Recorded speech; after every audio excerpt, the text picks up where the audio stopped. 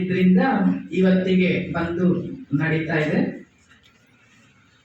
Teachers ಜೀವನಗಳಲ್ಲಿ ಅಥವಾ ನಮ್ಮ ಸರ್ವಿಸ್ಗಳಲ್ಲಿ ಅತ್ಯಂತ ಖುಷಿಯಾದ ದಿನ, ಅತ್ಯಂತ ಸಂತಸವಾದ ದಿನ ಅಂದ್ರೆ ಟೀಚರ್ಸ್ ಡೇ.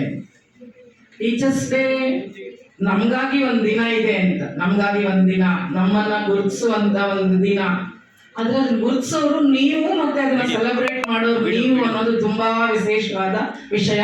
ನಿಮ್ಮೆಲ್ಲರಿಗೂ ಅದ್ಭುತವಾದ ಧನ್ಯವಾದಗಳನ್ನ ತಿಳಿಸ್ತಾ ಇದ್ದೀನಿ.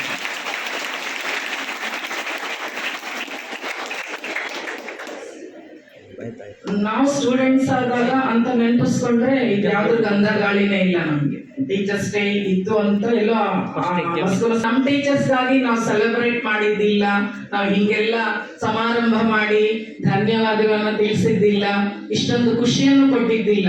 ಅದಕ್ಕೆ ಈಗ ನನ್ನ ಗುರುಗಳೆಲ್ಲ ಎಲ್ಲೆಲ್ಲಿದ್ದಾರೋ ಅವ್ರಿಗೆಲ್ಲರಿಗೂ ಕ್ಷಮೆ ಯಾಚಿಸ್ತಾ, ಈಗ ನೀವು ಕಲಿಸಿದಿರ, ಈಗ ನಾವು ಟೀಚರ್ಸ್ ಆದ್ಮೇಲೆ ನೀವೆಲ್ಲ ವಿದ್ಯಾರ್ಥಿನಿಯರು ನಮಗೊಂದು ಗೌರವ ತೋರಿಸ್ತಾ ಎಷ್ಟೊಂದು ವಿಶೇಷವಾದ ಕಾರ್ಯಕ್ರಮಗಳನ್ನ ಪ್ರತಿ ವರ್ಷವೂ ನೆರವೇರಿಸ್ತಾ ಟೀಚರ್ಸ್ಗೆ ನೀವು ಕೊಟ್ಟಂತ ಸಂತೋಷವನ್ನ ನಮ್ಮ ಗುರುಗಳಿಗೆ ನಾವು ಕೊಡೋಕ್ಕಾಗಿಲ್ಲ. ಆದ್ರೆ ಈಗಲೂ ಎಲ್ಲೆಲ್ಲಿ ನಮ್ಮ ಗುರುಗಳೆಲ್ಲ ಎಲ್ಲೆಲ್ಲಿದ್ದಾರೋ ಅವರೆಲ್ಲರಿಗೂ ನೆಮ್ಮದಿ, ಶಾಂತಿ, ಸಂತೋಷ ಸಿಗ್ಲಿ ಅಂತ ಈ ಮೂಲಕ ಹಾರೈಸ್ತಾ ಇದ್ದೀನಿ. ಶಿಕ್ಷಕರ ದಿನಾಚರಣೆ ನಿಮ್ಗೆಲ್ಲರಿಗೂ ಗೊತ್ತಿರೋ ಹಾಗೆ ಡಾಕ್ಟರ್ ಸರ್ವಪಲ್ಲಿ ರಾಧಾಕೃಷ್ಣನ್ ಅವರ ಜನ್ಮದಿನದ ಅಂಗವಾಗಿ ಆ ಮಹಾನ್ ವ್ಯಕ್ತಿ ನನ್ನ ಜನ್ಮದಿನವನ್ನ ನನ್ನ ಜನ್ಮದಿನ ಅಂದ್ಕೊಳ್ಳೋದು ಬೇಡ, ಟೀಚರ್ಸ್ಗೆ ಸಮರ್ಪಿಸ್ಕೋಬೇಕು ಅನ್ನೋ ಭಾವದಿಂದ ನಮಗಾಗಿ ಮಾಡಿಟ್ಟು ಹೋಗಿದ್ರು. ಆದ್ರೆ ಆ ವ್ಯಕ್ತಿ ಇಂದಿಗೂ ಅಮರರಾಗಿ ನಿಂತ್ಕೊಂಡಿದ್ದಾರೆ. ಬಹುಶಃ ಬರೀ ರಾಷ್ಟ್ರಪತಿ ಅಥವಾ ಉಪರಾಷ್ಟ್ರಪತಿ ಅಂತ ಅನ್ಕೊಂಡಿದ್ರೆ ಇಷ್ಟೊಂದು ಎತ್ತರಕ್ಕೆ ಏರ್ತಾ ಇದ್ರೋ ಇಲ್ಲೋ ಗೊತ್ತಿಲ್ಲ. ಆದ್ರೆ ತಮ್ಮ ಬದುಕಿಗಿಂತ ಬೇರೆಯವರ ಬದುಕಿಗೆ, ಪರರ ಬದುಕಿಗೆ ಬೆಲೆ ಕೊಟ್ಟಿದ್ದಕ್ಕೆ ಇವತ್ತಿಗೂ ಆ ವ್ಯಕ್ತಿಯನ್ನ ಪೂಜಿಸ್ತೀವಿ, ಪೂಜನೀಯ ವ್ಯಕ್ತಿಯನ್ನಾಗಿ ಆರಾಧಿಸ್ತೀವಿ. ಅಂದ್ರೆ ನೀತಿ ಏನು ಅಂದ್ರೆ ನಮ್ಮ ಬದುಕುಗಳಿಗಿಂತ, ನಮ್ಮ ಸ್ವಾರ್ಥಕ್ಕಿಂತ ಪರರಿಗೆ ಒಳ್ಳೆಯದನ್ನ ಬಯಸಿದ್ರೆ ನಮಗೆ ತನ್ನದೇ ಆದ ಸ್ಥಾನವನ್ನ ಭಗವಂತ ಕೊಡ್ತಾನೆ. ಆ ಗುಣ ನಮ್ಗೆಲ್ಲರಿಗೂ ಬರ್ಲಿ, ಮುಂದಿನ ಪೀಳಿಗೆಯಾದ ನಿಮ್ಗೆಲ್ಲರಿಗೂ ಬರ್ಲಿ, ಆ ವ್ಯಕ್ತಿ ನಿಮ್ಗೆ ಆದರ್ಶವಾಗ್ಲಿ ಅಂತ ಹಾರೈಸ್ತಾ ಇದ್ದೀನಿ. ದೊಡ್ಡ ವ್ಯಕ್ತಿಗಳೇ ನಮ್ಗೆ ಆದರ್ಶವಾಗ್ಬೇಕು. ಯಾರನ್ನೋ ನಾವು ಇನ್ನೊಂದು 20 ವರ್ಷ, ಅಕಸ್ಮಾತ್ ನಾವು 20 ವರ್ಷ, ಇನ್ನೂ 20 ವರ್ಷ ಬದುಕಿದ್ದು ಆಮೇಲೆ ತೀರ್ಕೊಂಡ್ರೆ ನಮ್ಮನೇಲಿ ಯಾರು ನೆನಪಿಸ್ಬಲ್ಲ. ಆ ಫೋಟೋ ಇಟ್ಟು ಒಂದು ವ್ಯಕ್ತಿನ ಪೂಜೆ ಮಾಡ್ಬೇಕು ಅಂದ್ರೆ ಭೂಮಿಯಲ್ಲಿ ಅಳಿಯಲಾಗದ, ಅಳಿಸಲಾಗದ ಹೆಜ್ಜೆಗಳನ್ನ, ಸಾಧನೆಗಳನ್ನ ಮಾಡಿದವ್ರನ್ನ ಮಾತ್ರ ಹಾಗೆ ಪೂಜಿಸ್ತೀವಿ. ಮತ್ತೆ ಬದುಕಿನ ಗುರಿ ಅದೇ. ಪ್ರತಿಯೊಬ್ಬ ಮನುಷ್ಯನ ಬದುಕಿನ ಗುರಿಯು ತಾನು ಅಳಿದ ಮೇಲೂ ತನ್ನ ಹೆಜ್ಜೆ ಗುರುತುಗಳನ್ನ ಬದುಕಲ್ಲಿ ಉಳಿಸಿ ಹೋಗೋದೇ ಮನುಷ್ಯನ ಬದುಕಿನ ಗುರಿಯಂತೆ. ಅಂಥ ಬದುಕು ನಿಮ್ದೆಲ್ಲರದು ಆಗ್ಲಿ, ನಿಮ್ದೆಲ್ಲರದು ಆಗ್ಲಿ. ನೀವು ಹಾಗಾಗ್ಬೇಕು. ಬದುಕು ಬರೀ ಬಂದೇ ಹೋದೆ, ಮನುಷ್ಯನ ಜನ್ಮ ಮುಗೀತು ಅನ್ನೋ ಹಾಗಿಲ್ಲ. ಮನುಷ್ಯನ ಜನ್ಮ ಅಪೂರ್ವವಾದ್ದು, ಪುಣ್ಯ ಫಲವಾದ್ದು, ಎಷ್ಟೊಂದು ಜನ್ಮಗಳನ್ನ ದಾಟಿ ಅಂತೆಲ್ಲ ಹೇಳ್ತಾರೆ. ಅದು ಪಕ್ಕಕ್ಕೆ ಇಟ್ಕೊಳ್ಳೋಣ. ಆದ್ರೆ ಆ ಎಲ್ಲಾ ತತ್ವಗಳು ನಮ್ಮನ್ನ ಒಳ್ಳೇದ್ ಮಾಡೋಕ್ಕಾಗಿ ಇದಾವೆ ಅನ್ನೋದಾದ್ರೆ ಅದನ್ನ ಖಂಡಿತ ಅಳವಡಿಸ್ಕೊಳ್ಳೋಣ.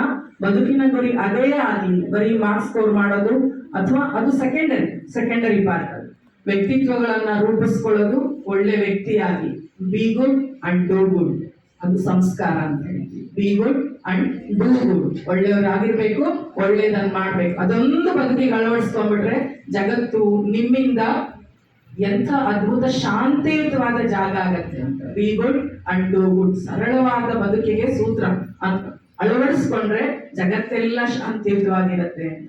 ಇನ್ನು ಈ ವಿದ್ಯಾಭ್ಯಾಸ, ಸಂಸ್ಕಾರ 3 ಈಕ್ವಲ್ ಹೇಳ್ತಾರಂತೆ. ಶಿಕ್ಷಕ, ಶಾಲೆ, ಸಂಸ್ಕಾರ ಅಂತ. ಶಿಕ್ಷಕ, ಶಾಲೆ, ಸಂಸ್ಕಾರ 3 ಜೊತೆಗೆ ಹೋಗ್ಬೇಕಾಗಿರೋಂಥವು. 3 ಜೊತೆಗೆ ಹೋಗ್ಬೇಕಾಗಿರೋವು. ನೀವು ಮನೆಯಲ್ಲೇ ಕುತ್ಕೊಂಡು ಒಂದು ಗೈಡ್ ತಗೊಂಡು ಪಾಠ ಓದ್ಕೊಂಡ್ರು ನನ್ನ ಮನೆ ಹೇಳ್ತಾ ಇದ್ದೆ, ಕನಿಷ್ಠ ಪಾಸ್ ಅಂತೂ ಆಗ್ತೀರಾ. ನೀವು ಗೈಡ್ ತಗೊಂಡು ಸುಮ್ಮನೆ ಗಂಟೆ ಕೂತ್ಕೊಂಡ್ರೆ ಪಾಸ್ ಆಗ್ತೀರಾ. ಹಾಗಾದ್ರೆ ಶಾಲೆಗೋ ಕಾಲೇಜ್ಗೋ ಯಾಕೆ ಬರ್ಬೇಕು ಅಂದ್ಕೊಂಡ್ರೆ ಅಲ್ಲಿ ಯಾವುದೋ ಒಂದು ಸಂಸ್ಕಾರವನ್ನ ಕಲಿಯೋಕೆ, ಗುರುವಿನಿಂದ ಬದುಕಿಗೆ ಪಾಠವನ್ನ ಕಲಿಯೋಕೆ.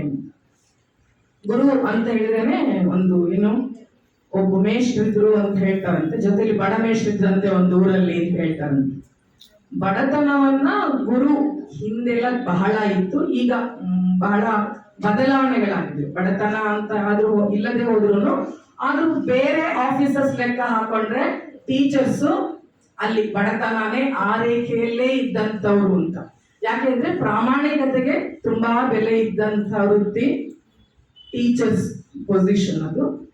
ಹಾಗೆ ಹೇಳುವಾಗ ಆ ಗುರುಗಳು ಹೇಳ್ತಾ ಇದ್ರಂತೆ, ಹೌದು ಬಡ ಮೇಷ್ಟ್ರು ಅಂತ ಹೇಳಿದಾಗ ಆ ಬಡತನವನ್ನ ಜೀವನದ ಜೊತೆಯಲ್ಲಿ ಒಪ್ಪಿಕೊಳ್ಳೋದೇ ಗುರುಗಳ ಲಕ್ಷಣ.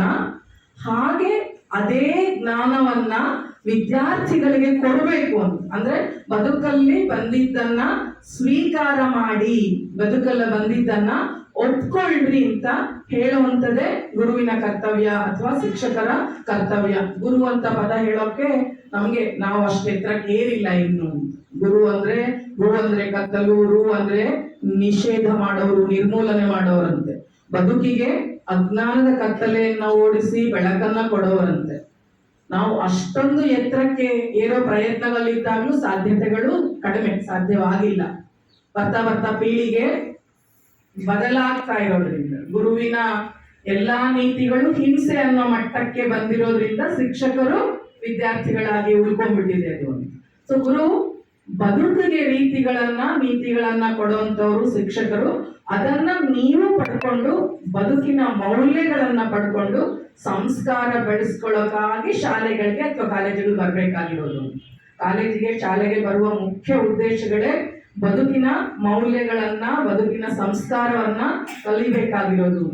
ತುಂಬಾ ನೋವಿನ ವಿಷಯ. ಅಥವಾ ನಮ್ಮಲ್ಲಿ ನೀವೆಲ್ಲ ತುಂಬಾ ಒಳ್ಳೆಯವರು, ನಮ್ಮ ಮಕ್ಕಳು, ನಾವಿನ್ನು ಅತ್ಯಂತ ಆಧುನಿಕತೆಯ ಸೋಂಕಿಗೆ ಬಲಿಯಾಗಿಲ್ಲ, ಅತ್ಯಂತ ಮಾಡರ್ನೈಸೇಷನ್, ನಮ್ಮ ಮೌಲ್ಯಗಳನ್ನ ಸಂಸ್ಕಾರಗಳನ್ನ ಬಿಟ್ಬಿಟ್ಟಿದೀವಿ ಅಂತ ತುಂಬಾ ನೋವು ಪಡುವಂತ ಸ್ಥಿತಿ ನಮ್ಮ ವಿದ್ಯಾರ್ಥಿನಿಗಳಲ್ಲಿ ಇಲ್ಲ, ಅಷ್ಟೊಂದಿಲ್ಲ. ಎಲ್ಲೋ ಸ್ವಲ್ಪ ಎಲ್ಲೋ ಬೆರಳೆಣಿಕೆ ಎಷ್ಟು ಹಂಗೆ ಅನ್ಸಿದ್ರು. ಆದ್ರೆ ನಮ್ಮ ಬೆಂಗಳೂರು ದೊಡ್ಡ ಕಾಸುಪಾದ ಸಿಟೀಸ್ ಅಲ್ಲಿ ಈ ಪೀಳಿಗೆಗಳನ್ನ ಲೆಕ್ಕಕ್ಕೆ ತಗೊಂಡಾಗ ಸಂಸ್ಕಾರ ಮತ್ತೆ ಹೋಗಿದೆ. ಸಂಸ್ಕಾರ ಅಂದ್ರೆ ಏನು ಅಂತಾನು ಗೊತ್ತಿಲ್ಲದೆ ಇರೋಷ್ಟು ಮುಂದುವರೆದಿದೆ ಪೀಳಿಗೆ. ಮೊಬೈಲ್ಗಳ ಜೊತೆ, ಟಿವಿಗಳ ಜೊತೆ ಎಲ್ಲ ಹಾಳಾಗ್ತಾ ಇದ್ದೀವಿ ಅಂತ. ಭಾರತೀಯ ಸಂಸ್ಕೃತಿ ಹೇಗೆ ಅಂದ್ರೆ ಮೆಕ್ಯಾಲೆ ನಮ್ಮ ಎಜುಕೇಶನ್ ಸಿಸ್ಟಮ್